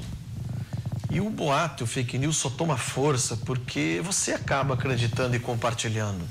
Por isso que eu digo, antes de compartilhar, de criar um pânico e de entrar em pânico, verifique de onde vem essa notícia. A notícia tem que vir de um site oficial, de um site de preferência de jornais, de televisão, que apuram notícias, que fazem jornalismo. Boato é outra coisa. Mas, enfim, deu um boato na internet que os caminhoneiros iam fazer nova paralisação, nova greve. E em Porto Alegre já saiu dando fila de carros dos postos. O pessoal desesperado. Aí, ó, você está vendo aí imagens de ontem à noite. Olha só, olha a fila aí. Porque entendiam que ia faltar combustível, ia estar toda aquela parafernália que aconteceu aí na greve dos caminhoneiros, né? Só que a Federação dos Caminhoneiros Autônomos do Rio Grande do Sul emitiu uma nota oficial, nós convidamos até eles para virem aqui hoje, e eles emitiram uma nota oficial. Esse é o convidado que nós mostramos, daqui a pouco eu vou falar com o nosso convidado aqui, que é o João Carlos da Lacqua. Da Lacqua, presidente da Sulpetro, Sindicato de Postos de Combustíveis do Rio Grande do Sul. Mas a Federação dos Caminhoneiros emitiu a seguinte nota: não há motivos para alardear a sociedade, promovendo a insegurança, pois as demandas do transporte foram atendidas no limite das negociações. Não há qualquer movimento de paralisação ou greve por parte das entidades representativas do setor de transporte. Assinado aí o presidente André Costa, da Federação dos Caminhoneiros Autônomos do Rio Grande do Sul. Para falar disso, então, agora vamos saber com o João Carlos da Lacqua. Tudo bem, João Carlos? Como é que vai? Prazer. Tudo bem. Seja bem-vindo. E como é que ficou esse boato aí? Alguns donos de postos também acreditou que isso poderia estar acontecendo ou não? Olha, realmente o boato trouxe um movimento fora do normal. Ontem a gente foi surpreendido, todos os postos praticamente aqui em Porto Alegre, de alguma maneira, foram surpreendidos. O que isso leva? Esses boatos, essas coisas todas, levam a um descompasso. Os postos normalmente não têm produtos, estoques muito grandes de final de semana. Eles não recebem combustíveis nos domingos. Então eles fazem uma programação, recebem saldo para chegar até segunda-feira. Era um final de semana chuvoso, então uma programação normal, média para baixo. E aí fomos surpreendidos por essa fake news, que apesar de ter sido desmentido, a correria aos postos foi muito grande. Sim. Vários postos, inclusive, não abrem aos domingos à noite. A equipe é reduzida. O que aconteceu? Muitos postos secaram realmente. Vender 2, 3 vezes a tua quantidade normal, você não vai ter estoque para isso aí. Claro. E aí, na segunda-feira, começam os carregamentos. A gente fez contato com todos os distribuidores, com tudo isso, não tinha problema nenhum de produção, não tinha problema de nada. Agora, hoje de manhã, tem um volume muito grande represado, que os postos, alguns secaram. Então está voltando à normalidade, mas uma base também não consegue dobrar ou triplicar sua capacidade de atendimento instantaneamente. Sim. Então a gente tem muita preocupação que a população, digamos assim, se envolva com esse tipo de fake news que leva a um descompasso. A tranquilidade é muito grande no setor com relação ao abastecimento. Não tem problema de produção, não tem problema de nada. Só precisamos acalmar. É uma semana de véspera de feriado. Então, normalmente, essa semana já há um movimento um pouquinho mais acentuado. Entendi. Mas ela precisa ter uma regra, entendeu? Precisa ter uma previsibilidade. E não tem nada, absolutamente nada que sinalize para algo próximo do que houve no passado. Aquela greve dos caminhoneiros, ela foi uma greve que surpreendeu a toda a população, inclusive teve adesão da população no início, né? Então, por isso que ela atingiu a proporção que atingiu. Não tem nada. O diesel aumentou na sexta-feira, aumentou. Quando foi editada a lei, já previa que quando houvesse um aumento superior a 10%, isso seria repassado para os distribuidores que repassariam os postos. Isso foi feito. Houve um aumento de 13%, ou seja, dentro do previsto eles aumentaram, e foi, na própria lei já previa que a tabela do frete seria reajustada durante o decorrer dos dias. Sim. Os caminhoneiros estão conscientes disso. Então, está se esperando essa semana uma definição junto à NTT e o Ministério dos Transportes com essa reajuste na tabela de fretes. Então, o que a gente percebeu nesse movimento foi entidades, assim, tipo fantasmas, aparecendo, né? Criando essas fake news. Essa UDC. Ah, sim. Ninguém sabe quem são esses caras. Eu acho que são pessoas que querem uma desestabilização geral, e aí tem uma conotação política, né, direcionada. Esse é o propósito. O importante João Carlos, é que as pessoas têm que colocar na cabeça que notícia, quem gera notícia são sites oficiais de jornalismo que lidam com jornalismo, ou sites de jornais, né? Mesmo que são impressos, tem ali o seu online, de rádios oficiais, de televisões como o nosso aqui também, porque quando a gente vai emitir, vai divulgar uma notícia, ela já foi apurada. Já foi falado com o presidente do Sindipetro, foi falado com o presidente dos transportes dos caminhoneiros, foi falado com todo um... Aí vai se lançar uma nota, vai se lançar uma notícia. Agora, aquela notícia chega no WhatsApp de um áudio, tem sempre aquela coisa, né? O áudio. Olha aí, pessoal, aqui é o fulano de tal, tá? Eu moro em São Paulo, eu sou não sei quem, ele sempre diz, né, alguma coisa. O pessoal, nossa, esse cara é importante. Aí é o seguinte, ó, nós estamos para parar aí, tá? Ou amanhã, meia-noite. Mas vai ser uma parada das... Ó, ninguém viu coisa igual. Você não sabe quantas pessoas me passam WhatsApp, sabe que sou jornalista, sou apresentador. Ah, mas é verdade, gente, não é verdade, pelo amor de Deus. Perfeito, perfeito. Então, assim, nós não podemos ser refém disso, né? Agora, deixa eu te falar. Então, hoje pela manhã, esses caminhões aí de distribuidoras já vão começar a passar nos postos, à tarde praticamente está regularizado, né? Tranquilo, tranquilo. Ontem um dos meus postos vendeu 3 vezes a média, então não vou conseguir repor isso agora de manhã. Ele vai ser abastecido durante o dia, com tranquilidade. Sim.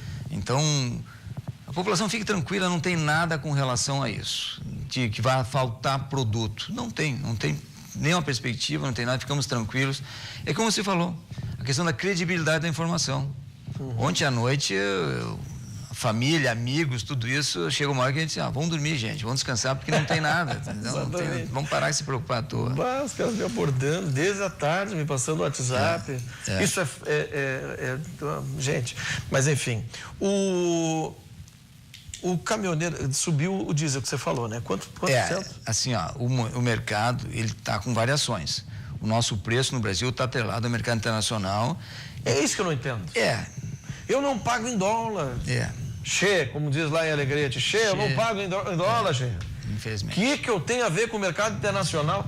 E aí eu te perguntei, aqui nós estávamos conversando antes ali, eu te perguntei, nós somos produtores efetivos, às vezes eu tenho dúvidas, sabe? Sim. Às vezes eu tenho dúvida que nós produzimos petróleo, Toninho, parece que a gente compra, porque é muito caro. É caríssimo. Então, assim, você estava me explicando, eu perguntei, por que é tão cara a gasolina? Explica para o telespectador quanto a gasolina sai de lá. Sim. E por que ela chega a esse preço de 4 e pouco? Hoje, o custo do refino, que se diz, que a Petrobras tem um monopólio do refino no Brasil. Já começa por aí. Isso se discute muito. Sim. Nós se discute muito que teria que ser olhar isso com outro viés. Ao abrir, os Estados Unidos tem 180 refinarias. Nós temos, na exploração, o Brasil começou a abrir para outros agentes. E está dando isso, está dando maior produção de petróleo. Mas o refino no Brasil ainda está concentrado na Petrobras. E ela tem suas 17 refinarias espalhadas, cada uma tem um custo. Hoje o custo numa refinaria está ao redor de R$2,10. R$2,10. Sai de lá R$2,10. Para as distribuidoras. Ok. Tá, o posto não compra da Petrobras, o posto compra sempre de uma distribuidora. A distribuidora é uma espécie de atravessador oficial? Seria quem trabalha a questão estrutural. Hoje nós temos mais de 150 distribuidores no Brasil. Logística, entendeu? Entendi.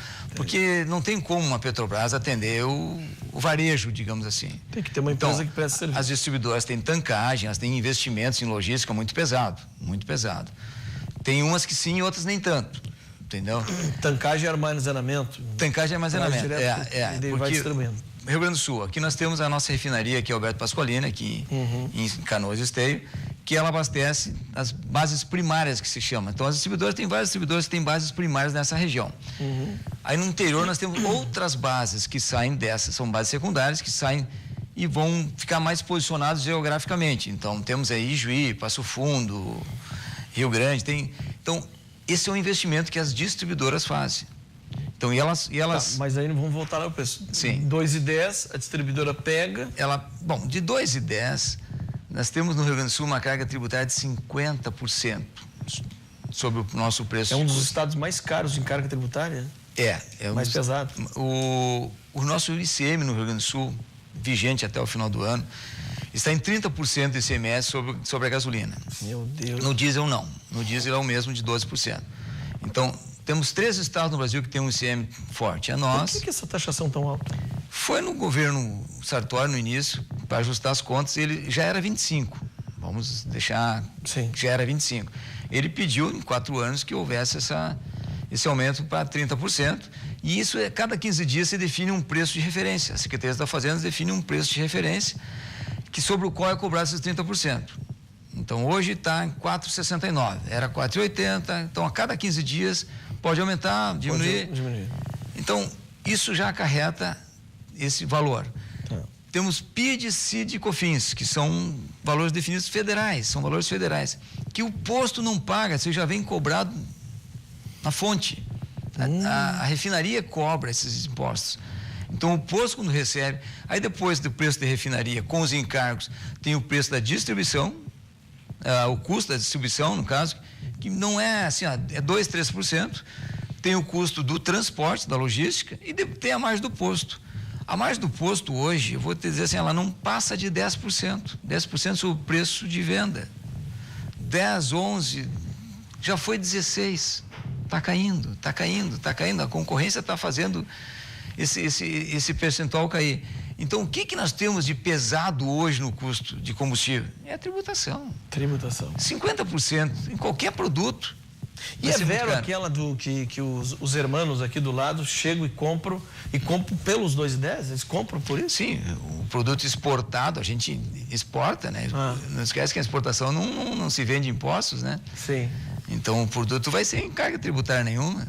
Claro. Então vai para o Paraguai, vai para a Bolívia, vai para... E ali eu pago 2,30, 2,40. Do outro lado, Do outro lado. Então, imposto. Gente, qualquer produto que tenha uma carga, o cigarro. E o que nos preocupa muito? Quanto maior a carga tributária, maior o atrativo para outros tipos de agentes entrarem nesse segmento. Porque se você tem uma política de não recolhimento de impostos, de algum subterfúgio que você consiga usar, você tem um ganho concorrencial enorme. Então, por exemplo, assim, o Brasil também importa combustíveis. E tinha algumas importações acontecendo, principalmente no Norte e Nordeste, com liminares suspendendo o recolhimento desses impostos. Então, coisas assim, distorções tributárias que acarretam uma concorrência desleal, completamente desleal. Então, é um mercado muito dinâmico, ele precisaria ter esse olhar sobre a Petrobras, para nós ver a questão do monopólio do refino, porque a concorrência entre as distribuições é grande, ela é grande, está cada vez maior. Na produção o Brasil está abrindo, mas ainda temos o gargalo do refino. E o nosso consumidor, ele ainda ele tem aquela visão de que o petróleo, tudo isso é brasileiro.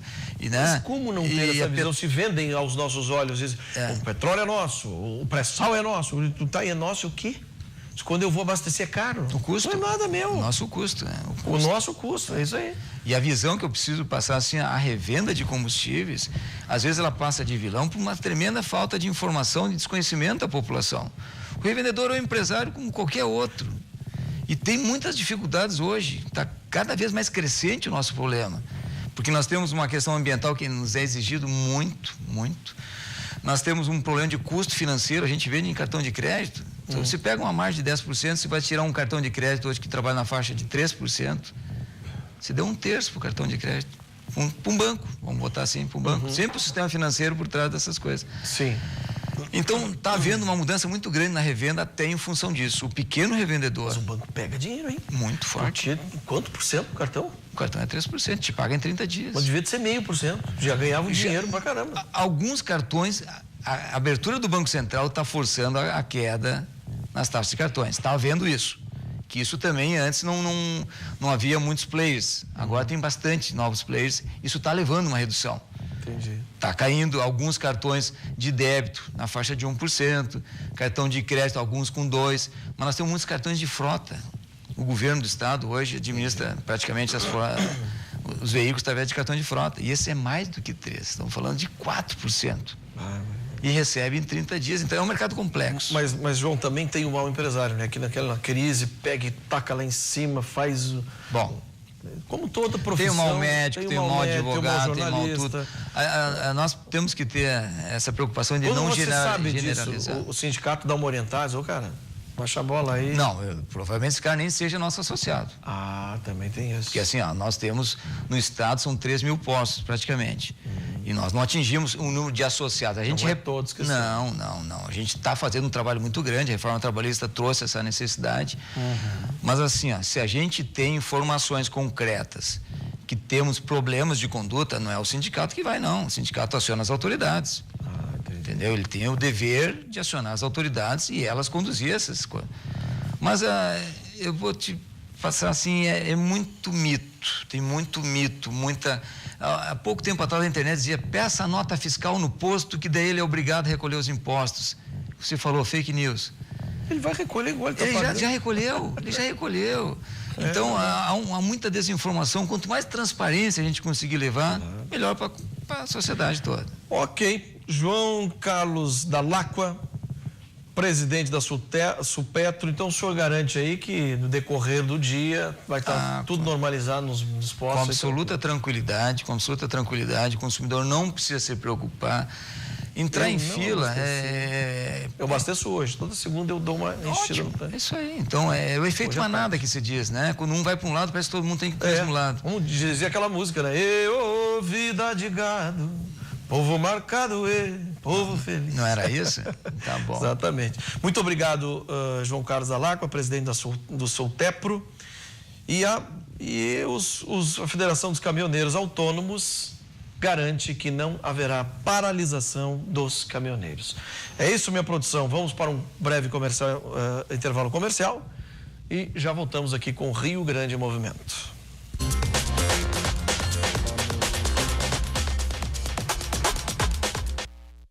Rio Grande Movimento está de volta e o assunto agora é Expo Inter, Lilian. Porque encerrou ontem, eu até fui dar uma volta, ela estava muito bonita. Não estava muito favorável o tempo nesse final de semana. Mas estava bem movimentado, viu? E o saldo foi positivo, saldo muito positivo. Vamos ver os números da Expo Inter agora. Foram 9 dias de muita movimentação no Parque de Exposições Assis Brasil Esteio. A feira começou no dia 25 de agosto e ganhou destaque no cenário nacional e internacional durante a última semana. A Expo Inter 2018, que era a feira da expectativa, terminou com muito sucesso. Foram movimentados 2.360.769 reais. 13% a mais em comparação com o último ano. Os números de máquinas, equipamentos, financiamento e armazenagem foram realmente significativos, acima das expectativas. E são os números que realmente pesam no conjunto. No caso dos animais, nós praticamente empatamos com o ano passado e nós fizemos absoluta questão, mas absoluta, por uma questão de respeito à informação, de não passarmos números levantados empiricamente, mas apenas os que passaram pelo comissariado, ou seja, vendas efetivas, vendas oficiais. A comercialização de máquinas e implementos agrícolas ficou 18,8% superior em relação ao ano passado, alcançando a marca de 2.284.813.000 reais. O que deve resultar em uma agricultura mais forte no Rio Grande do Sul. Nos dá a mensagem que o produtor rural não está olhando para isso. Ele vai seguir plantando a lavoura dele do mesmo jeito.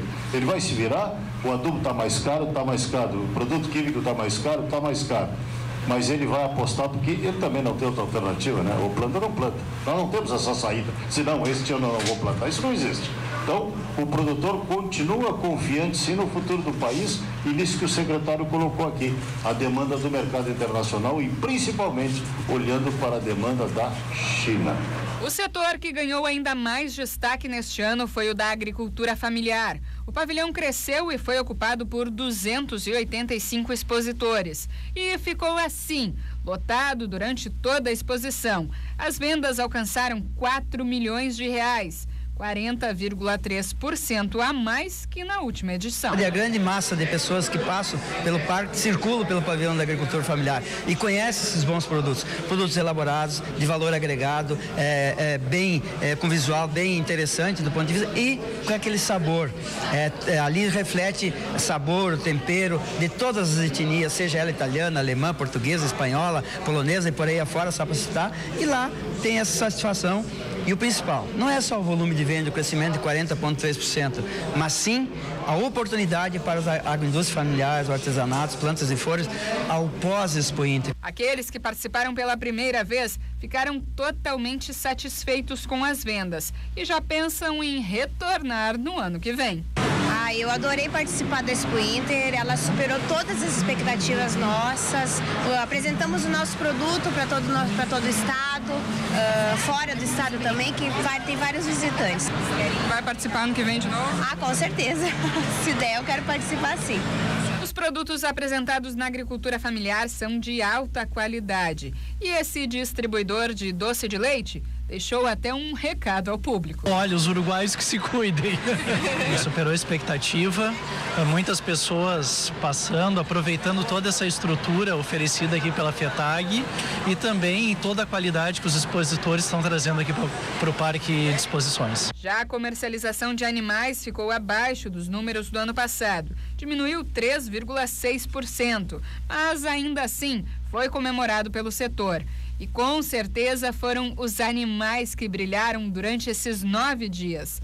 Os pôneis alegrando a criançada, os touros mais pesados chamando a atenção do público, as aves que retornaram para a feira neste ano, os cachorros que deram show e mostraram o trabalho do campo e todos os outros que enchem os olhos dos visitantes ano a ano. E mesmo em meio a mais um ano de crise, o balanço da Expo Inter 2018 foi positivo. Que bom, Lília. Agora eu quero dar um parabéns para uma pessoa aqui que faz parte da nossa... Vem cá, Anderson. Vem cá. Tá de aniversário, nós chamamos carinhosamente essa criaturinha pequena de bebê. Tá de aniversário hoje, parabéns, tudo de bom. Esses são os bastidores. Ele, mais uma outra equipe, quero mandar um abraço sempre para essa equipe. O Luiz, que tá ali, o Claudião, o Toninho, o pessoal que está no Twitter, esse pessoal que bota, né, o Rio Grande Movimento no ar. Sem eles nós não somos nada aqui, então parabéns. Já pode sair de novo, filho, vai lá que tu tem que trabalhar, né, tá bom? Obrigado. Tabajara também tá ali escondido, só botou a carinha assim, tá? Obrigado mesmo, gente, que nos ajuda a fazer o Rio Grande Movimento, né, Lina? É isso aí. A gente volta amanhã, 11 em ponto, não vai perder. Uma ótima segunda-feira para você. Até lá. Tchau.